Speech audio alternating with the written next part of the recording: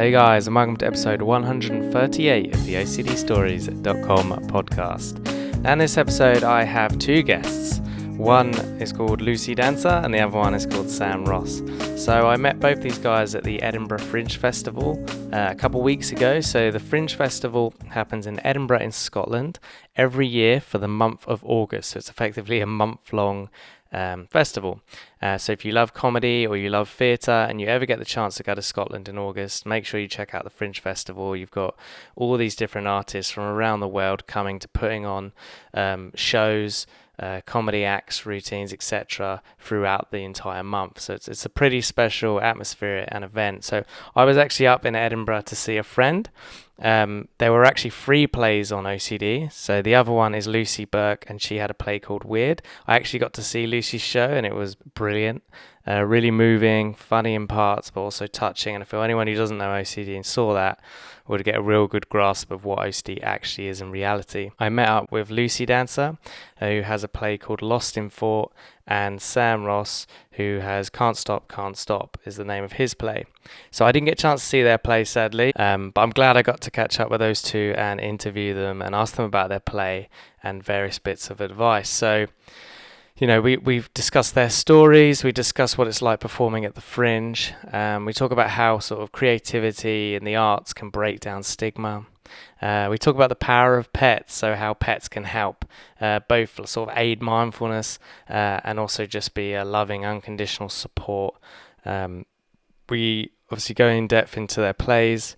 Advice for creatives. So, you know, if you want to be creative, whether that's to share a message or just to express yourselves, kind of some words of wisdom around that. We talk about other recovery-based stuff.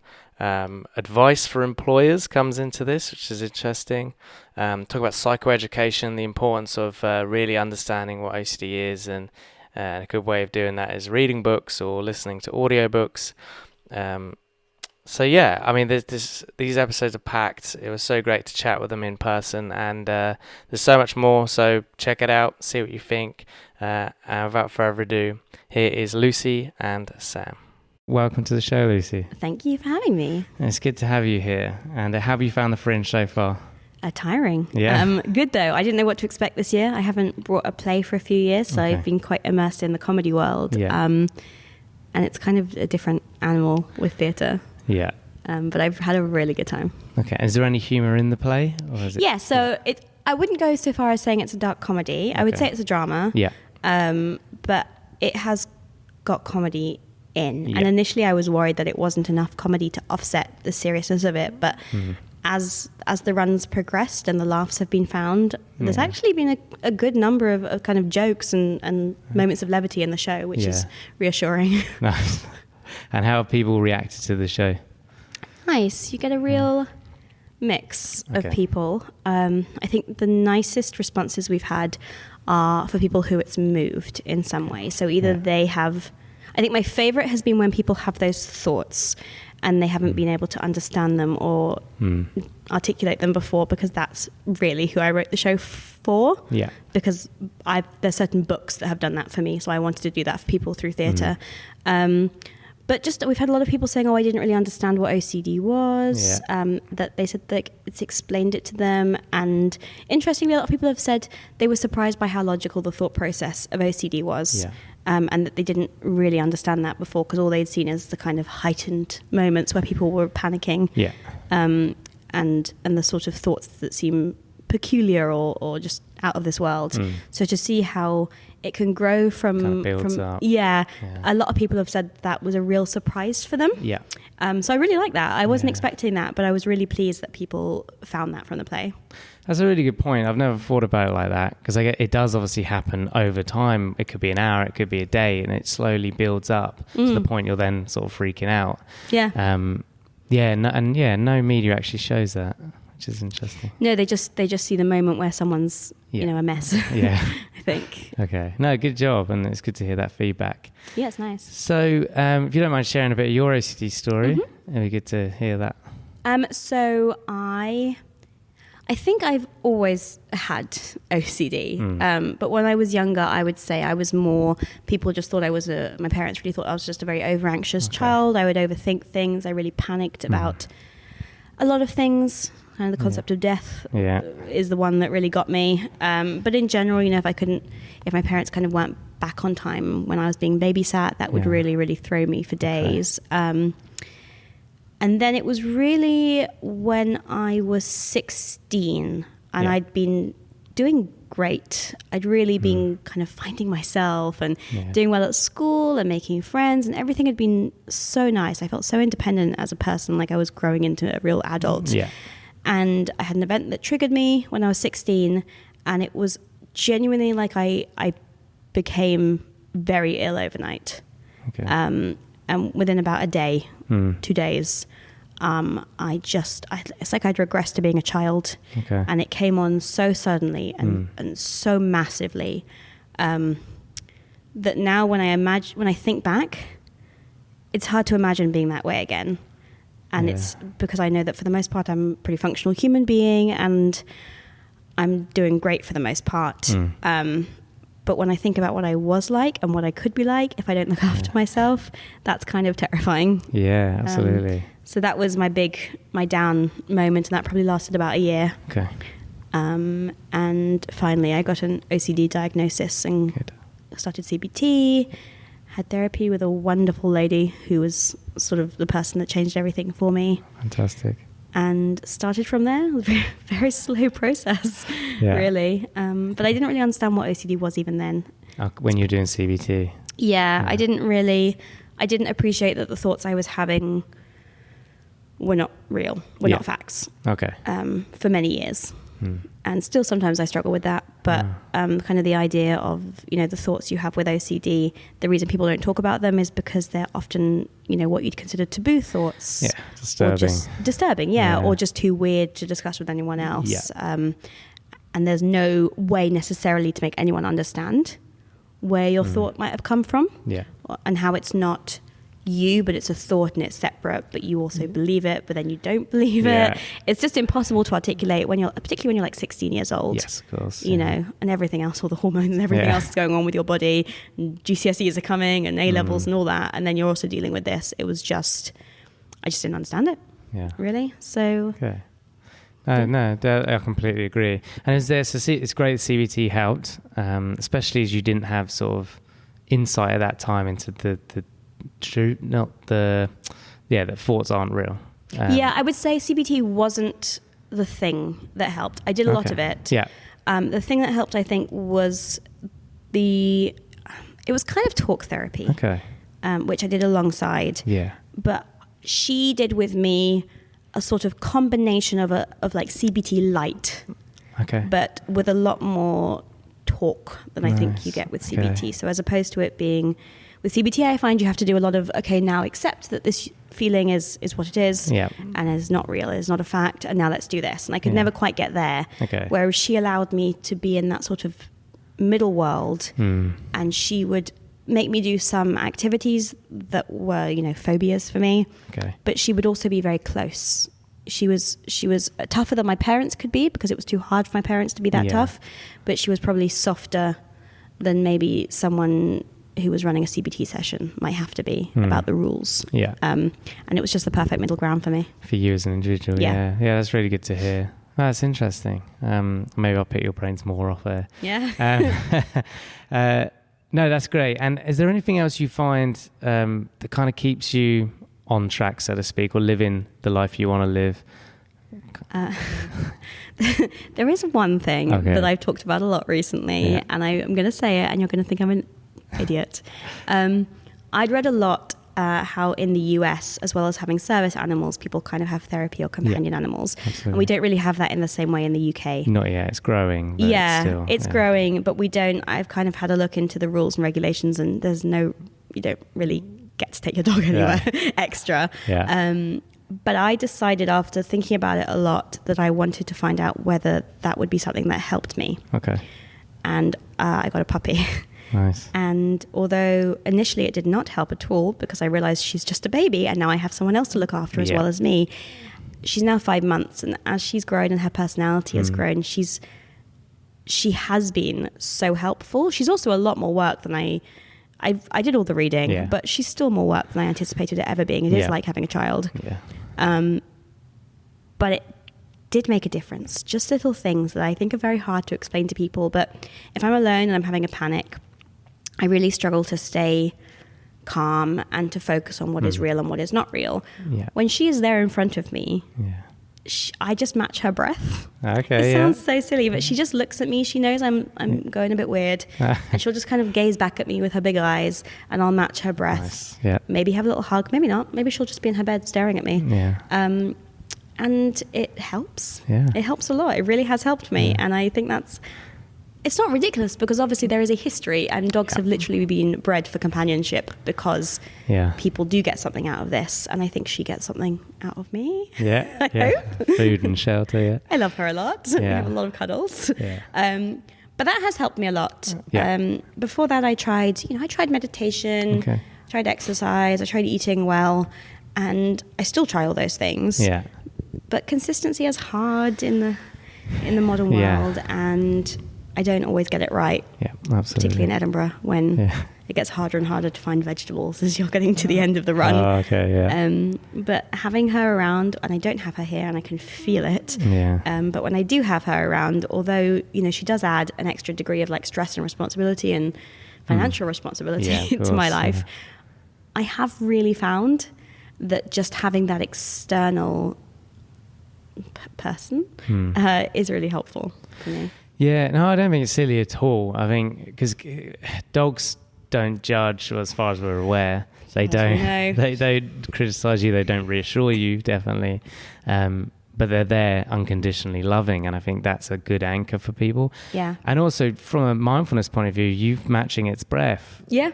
You're syncing your breath from one that's probably panicked based to one that's a bit calmer. Yeah, she's so chill. Yeah.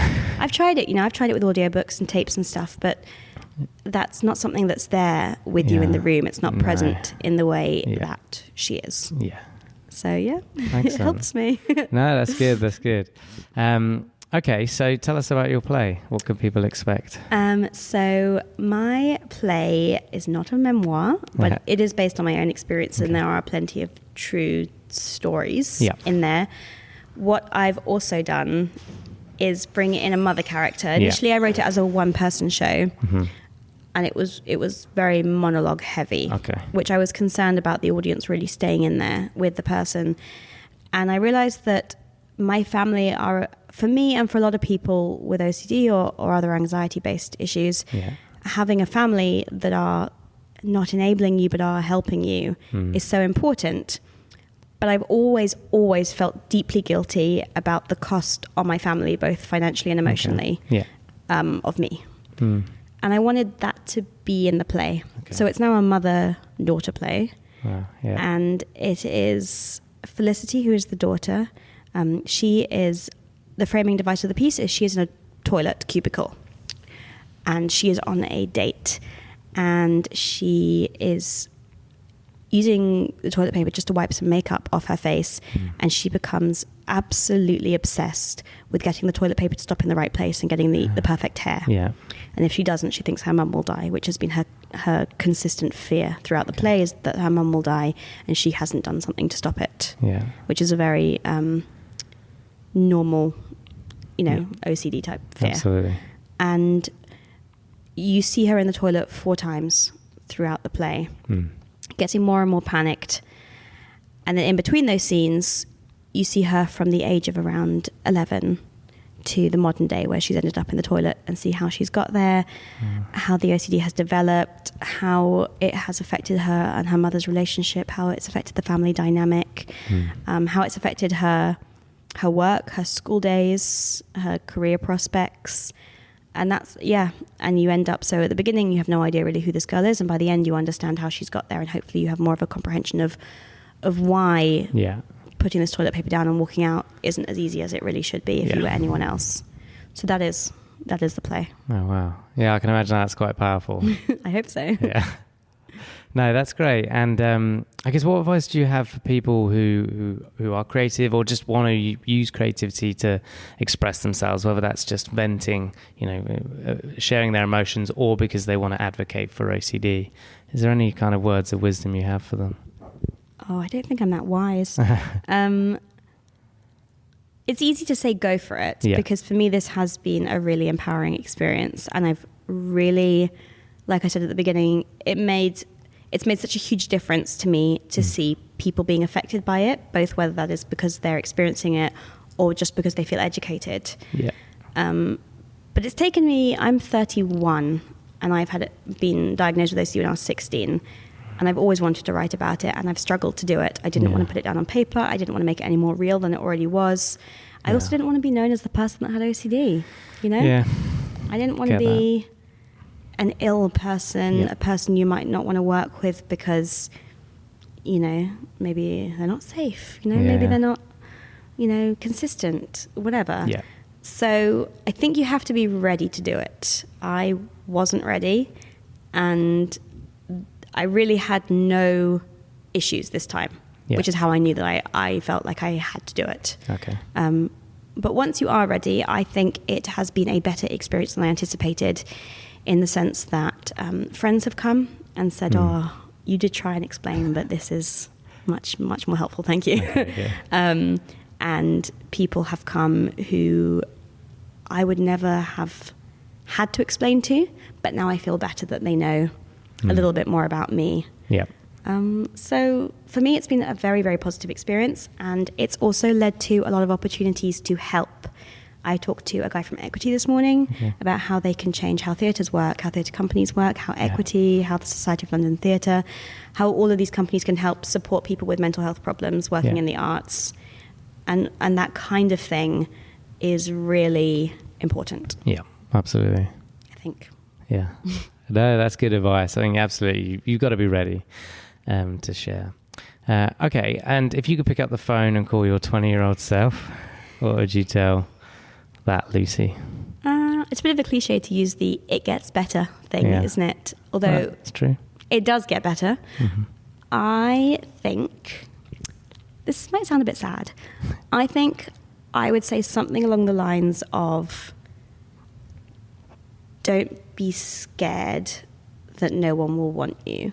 And that sounds really, I know that sounds really sad, but I think a huge part of my life has been caught up in thinking, I'm a mess, so I have to keep this to myself. So I shouldn't ask other people for help or be a burden. And I also shouldn't impose myself on anyone. Okay. And I often kind of backed out of relationships rather than tell the person, because I didn't think that should be on them. You know, I didn't think why anyone should have to deal with me when their life could be much easier if they didn't deal with me. So I think I would say don't do that. That as you get older, you realize that everyone has their complexities. And normally the reason you're in a relationship with someone is because you get something out of it. And if that means you have to work really hard on something that you never thought you'd have to, that's fine, because you get something else. So, that would be my advice probably. No, I love it. I think that's a real important message. Okay, and is there anything that I haven't asked you that you wish you could have shared?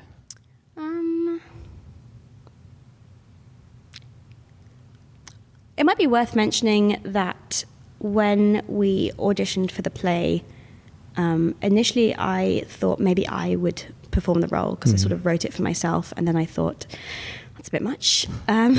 So we auditioned people, and a lot of the actors had OCD. I'd never met so many people with OCD in my entire life, because I'd never talked about it publicly. And it was really, really interesting. And when it came to casting someone, I did have all the thoughts that I imagine other people would have about me, which is, yeah, she's great and she totally understands the script in a way the other actors don't. Is it going to be an issue? Is she going to struggle? Is she going to be well mentally during the run? And we went for it, and I'm so glad we did, because she is absolutely perfect for the role. And although she has struggled here and there, she really has been, touch wood, great. Brilliant. And I think people are often really scared to take a risk, which is partly why I didn't want to talk out before. And I personally was also scared to take a risk, both in casting myself and in casting someone else with OCD. And I think it served the piece better that we did cast someone with OCD. That's it. No, I mean, that's great. And I found that inspiring. I think you did a good job talking out. So cool. Well done. Thank you. No worries. Well, thank you for coming on. I really appreciate your time. Thank you for having me. Welcome to the show, Sam. Hello. I'm excited to be here. Yeah, it's good to have you here. And, this is my second in-person interview for a long time. So wow. Thank you for the privilege. Oh, no, pleasure's all mine. I don't know. Cool. So we're going to be getting into kind of your play and what inspired you to do it. But it'd be good just to get a bit of your OCD story, and you can share as much detail as you want. Okay, well, so in terms of my OCD, I guess it kind of started around about, childhood. I mean, I guess that's typical for most people, but like, I started having these worries, but I don't really, it's sort of vague when it kind of started, but like, I do remember, like, I fixate in primary school. I was in France, and I there was this one boy I kind of fixated on, because he was kind of a bully person, and I was worried I was going to turn into him because I've seen all this stuff on Doctor Who and stuff, and Shrek, and it was like transformation and stuff, and there was this sort of, I was worried about these weird transformation, which we'd worried to have at the time. So I distinctly remember as well, like, that boy knew I was upset by him touching me. That's what I was worried about. So he would do this thing where he kind of ran up to me and tagged me, like in the game It, and then ran away. So I'd have to chase after him, and I have to get, I have to tag him back. But then all his other friends started talking, had the same idea as well, and they started doing it as well. So that didn't really help my OCD in a certain sense. So that was the case for quite a while. I don't really remember when I actually, first heard of OCD, because I do remember I was sent, I went to regular psychiatric meetings in France, but they weren't really that great. Like, they were just basically checking up, saying, "How are you doing? What's life like?" And I took this medication as well. I'm not really sure what it was, but it was like in liquid form, and I have to take it with apple juice, and it was very, very bitter. Then me and my dad moved back to France, back to England, to Cambridge, and I thought I'd be getting away from the boys, so I'd be getting away from my problems. But I had a similar problem in England, secondary school, both with I had this problem fixating on this boy, but he didn't do the tagging this time. It was fine. But like, I got fixated on worrying about changing into him, and I remember I would have to go like.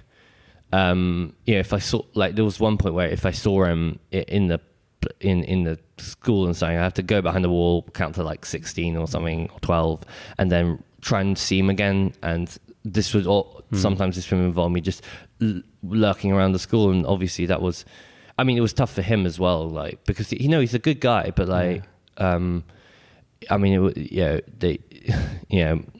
the pastoral leaders got me and taught me, like, he's been really badly affected by this, and I was like, well, I don't know. I mean, it was tough for me, but it was also, it just shows you how tough mental health can be for other people as well.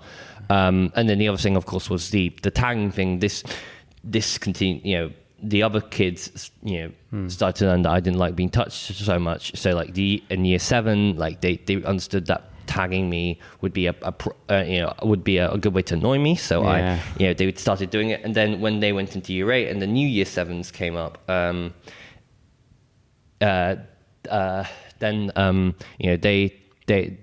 they learned from the year 8s, and they started doing it to me, and so on and so forth, until basically like all the bullies and stuff from the school kind of did it. Eventually I kind of got used to it. But it became a problem for a while, because I'd be chasing these people all over the playground, and it became very exhausting. So like that was the case for quite a while. Like, I was worried about turning into other people. But eventually I kind of got over that. And then the next thing which worried me, forgive me for saying, but like the whole scandal about Jimmy Savile started coming out at that time. And I mean, because a year before they were praising him as like a philanthropist who'd given all this money, and then a year later he was like some sort of paedophile, it turned out. So I became very confused and concerned, and I was worried, hang on, why am I doubting this, because the allegations are real, and like, if I'm defending this person, then am I as bad as them? Could I become and that was a new worry manifested, and the thing morphed. The thing which is scary about it for me was like turning into someone else. That could never happen in a million, barring an act of God. Like, that could never happen. It's just physically impossible. But the thing was, being a paedophile, that was something that could really happen, and I just became so worried about that. And eventually, it kind of morphed over the years into just like worried about just being someone who, a sexual predator and stuff. And became just incredibly worried about that. So much so that like, this stayed with me for a while, and then Then I went up to university, which kind of feeds into like the origins of the play, because I didn't feel on the surface like I was that uni was hard to deal with, like, because I settled in very well. Yeah. And, I was able to, I thought it was exciting living on my own and seeing new friends and getting involved with all the uni activities and stuff. But I think probably something subconscious. And also, I think one of the other things as well was the fact that I stayed up there for like the entire first semester. And I feel just being on my own in that, especially like, it just had a negative impact. And I remember I had some quite severe meltdowns. So like one time, which I kind of described at the beginning of the show, I was walking back home from campus, and there was this like routine I used to do where it was like I had to complete this arc of a circle, like this dot at the end of a sentence, like I was thinking something and I had to complete the dot, and I just I got really fixated on that, and I was stuck outside the Sheffield Children's Hospital A&E entrance. And people coming up to me and saying, "You right, mate?" And so it's like, "Yeah, I'm fine. I just need to complete this circle." It was like, and then I remained there for about 2 hours doing that, which was frustrating. Which was just, and I had my bag on my back and the coat, and it was very overwhelming. And eventually, a nurse came. Well, someone who was just off a shift, and she kind of helped me on my way.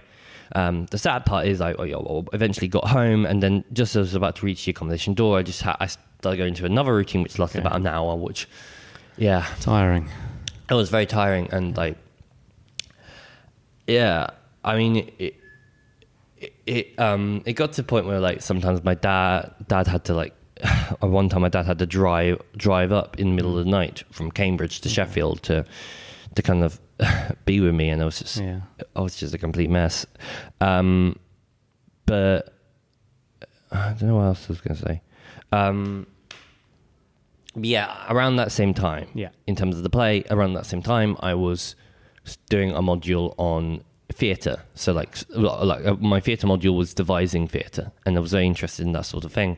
And I was initially going to do like a play about, like, I was working with to do a play about the environment and stuff. But I found it difficult to get there on time, and I had problems with my OCD. So the tutor pulled me over and was like, "If you want to do like a solo piece, that's fine." And I'd been thinking about my OCD for quite a while at that point. So I was like, "Well, let's have a go at doing this play," because I haven't really seen. I mean, I've seen a lot. Obviously, it's very common. Like people know about OCD a lot more now, but their ideas of what OCD is very stereotypical, washing hands, etc., etc. And also, there hadn't really been very many theatrical depictions of that. So like, there's this one play which was at the Royal Court, I think last year, called Wish List, which it's mainly about 0 hours contracts, but it also the idea is this. This woman is caring for her brother who has severe OCD and, debilitating, but the government has declared him fit to work because of forms and stuff. But it's a very fascinating play. But I mean, that was before, that was after I started, thinking about this play. So I developed the play, and I did like a 15-minute It was really kind of a bit messy, but a couple of people came to see it. I thought nothing much of it, and then one of my friends came up to me, was like, "Do you want to put this on at this arts festival? We got the charity arts festival at the university." I was like, "Sure, why not?" So I had to kind of gather up my things and start rehearsing it again. Nice. And I was just really terrible. But eventually, I got the performance done, and it was like a really packed out room, and like there were people at the doors trying to look in to see the show. And I mean, I didn't really think it was that big of a deal, but then eventually they at the end of the performance, they gave me a standing ovation, which is just quite, I mean, to be fair, they're some of my friends and stuff, so. Still.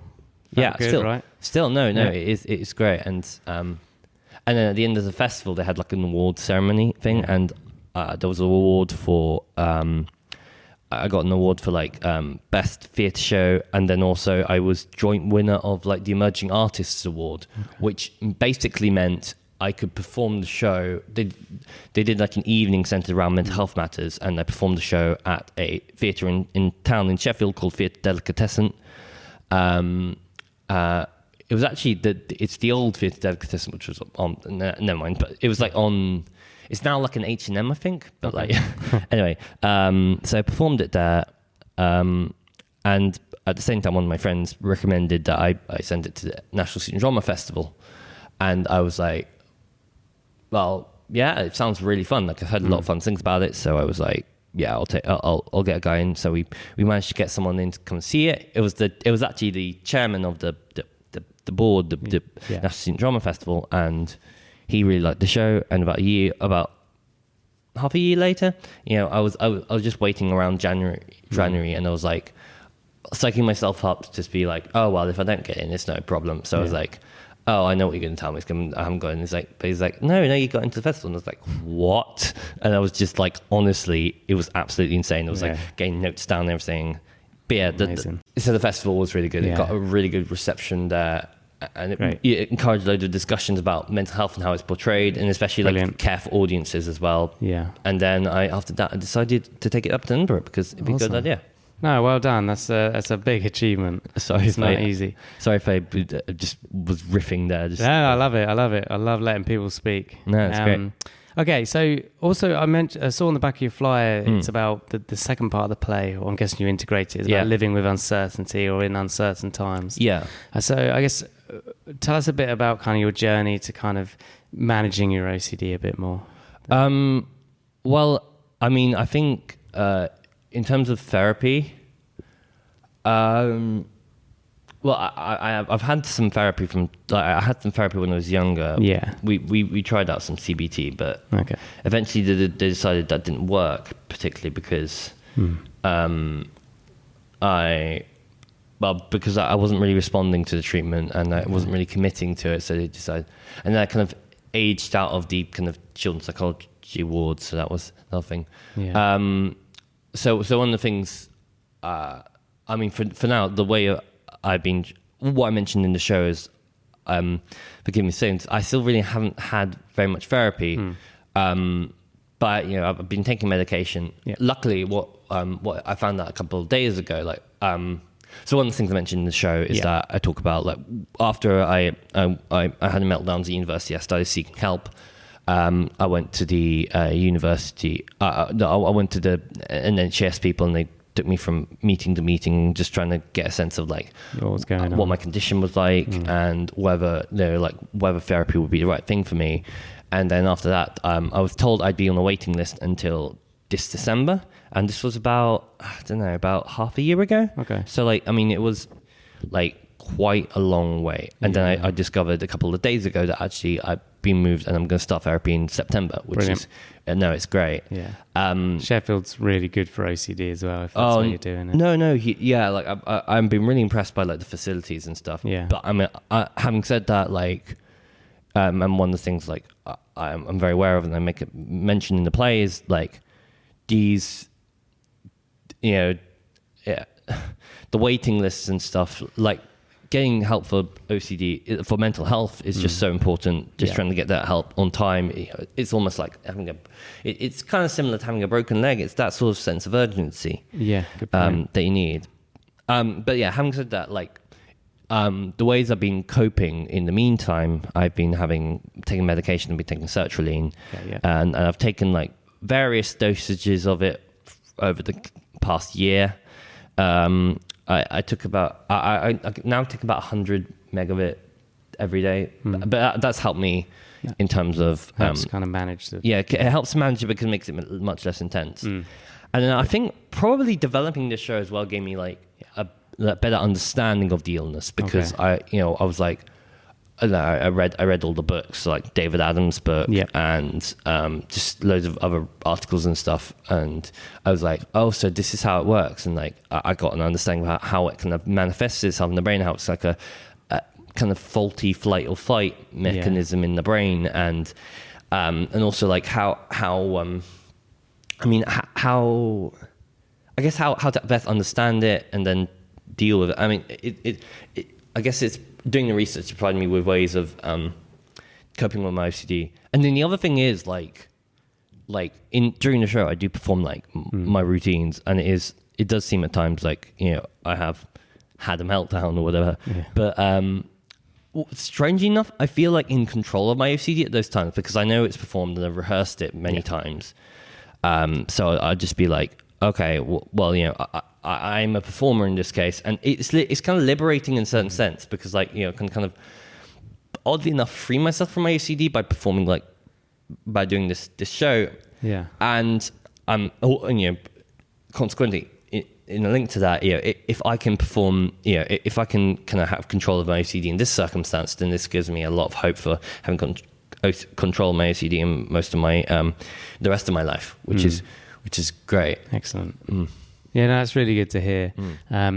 And I guess what advice do you have for anyone, because doing this kind of podcast, and people wrote their stories for the site originally, that kind of creative expression seems to help a lot of people. So what advice do you have for anyone listening who wants to use whatever creativity that they want to express themselves? I'd say definitely go for it. Like, one of the things I talk about, like, one of the things I was aware of in my show was that this is just one story. Like, I'm aware, of course, like I'm a sort of a straight white man saying a story about OCD, and this is just one story about OCD in which my worry is very intense. But I think the important thing is that other people hear different types of stories from many other people, and your podcast does this very well in the sense. So I mean, like, I've been recommending other shows, so like Lucy's show, the two Lucy's shows. But yeah, I definitely say like go for, I mean, just, you know, make a start on something. Like, I don't know, it's just like, I mean, you know, yeah, just I guess art is a very good way of like letting a lot out, and like sometimes like if I've got a lot of worries, I just write some stuff in a notepad, and that helps me just to get some worries off my chest. And I mean, whatever form of expression you prefer, and you think. I mean, there's a difference. Like, if you want to communicate something, that's important. If you're just doing it to kind of just expressing yourself, just art therapy to express yourself, that's, you know, for you just, you know, it doesn't have to be perfect. You can just, you know, whatever makes you just calm. But if you want to go further than that and talk about the show, like, doing research helps, but like, you know, just, I mean, being honest to how it feels like to you. I don't know what this is. It's been a bit of a ramble, but yeah, I mean, just really go for it. Like, we need more voices about people with OCD, and I think we're starting to have that, like, you know, just having free shows here, free theatre shows here about OCD all at the same time is just incredible. So, yeah. No, that's brilliant, and good points. And is there anywhere people can listen to the show, watch the show after the Fringe? I'm planning to tour it a lot after the Fringe. I might be coming back next year. We shall see about that. But, I mean, I would like to get the text published, because, you know, that'd be good, like, to have something, you know, a play in the domain and stuff. But yeah, I'm hopefully gonna like tour it a lot more, and, you know, get more publicity around it and stuff, because I think it's important, especially since, like, hearing people come up to me afterwards and say, oh, well, I've got a relative with OCD, or I've got like a family member, or I have OCD myself, and I didn't really know how to. We had a guy in yesterday, actually, who was very affected by the show because he actually had OCD, and the thing which really affected him was he's been struggling for a while to find a way to express that to others. But so he felt this show was very good in doing that, and honestly, it's these sorts of stories and stuff which make me just move me and remind me like how important this show is. Absolutely. To do it. Yeah, well, that's great. I can imagine that was nice to hear, and I'm sure that was a positive step to his kind of well-being and recovery. Oh yeah, and I mean the other thing as well, like I reckon I have like resources after the show, because like this show is kind of is sort of a means. Like, it's kind of just a start to a wider debate. So like, you know, I provide resources and stuff from OCD Action. And I've got like a little sheet of links which help me a lot with developing the show. And so both non-sufferers and sufferers alike can kind of look into that and like find ways to, you know, to find out more about it. And for those who haven't actually started therapy, to actually go out and get some therapy, because it is very important just to make that first step, really. Yeah. Okay. No, great. And if you met someone with OCD, what's the one piece of advice? If you're going to give one piece, what would that be? Oh, God. I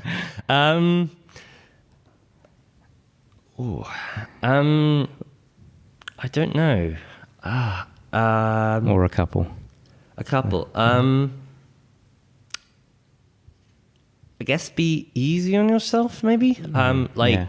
You know, it can be like, no, it's not your fault. Like, you know, it's something that's wrong, and it's a mental condition. Like, I guess one of the things is know that your fault. This is probably advice that has been retread a lot, but like, know that your, you know, thoughts don't necessarily mean that you are, you know, that these things are going to happen.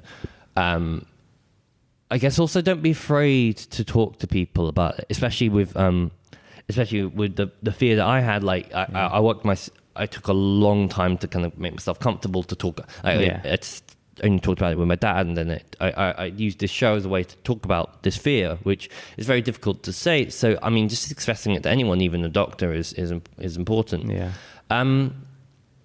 I guess like, I don't know. I'm trying to think something profound, but like, I guess just, you know, not being afraid to ask for help, and knowing there are people there who are willing to support you, and there are ways to. There's a whole community of people out there who have the same. That's another thing as well. Like, you know, with my worry, I was so afraid that, you know, because like, I thought I was the only one who had this worry about becoming a paedophile, but the thing was.